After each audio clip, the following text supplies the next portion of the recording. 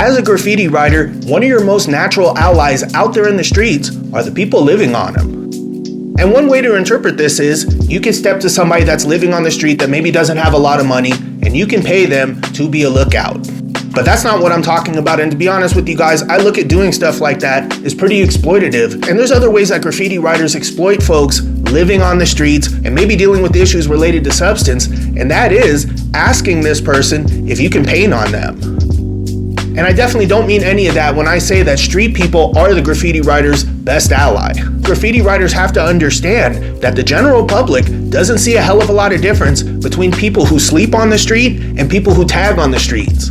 We're definitely both considered outcasts. Many of us come from poverty ourselves, and a lot of people would just like for us to disappear or to be locked up somewhere.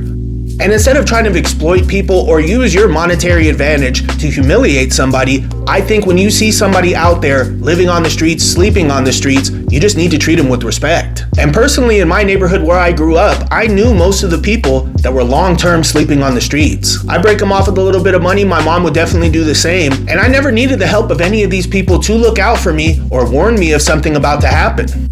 I want folks that are of a common background, that are coming from the same struggle, to be united, but not to use these little things like I live in a house and you don't, or I have money and you don't, as a way to humiliate people and exploit them. That's what really rich people are doing already, and you don't want to do just a minor junior version of something that's going on right now. And more than anything else, some of these people that are living on the street might have been taggers themselves, and this person that you might otherwise look down on might be able to teach you something about life or even teach you something about graff. But if you exploit this person or harangue this person or disrespect this person, something really messed up could happen to you. But also you should remember that life has a lot of surprises in store for all of us, and life can take you in a lot of different directions. And it's not impossible for you to clown somebody and then maybe 5 years later end up in the exact same situation that they're in.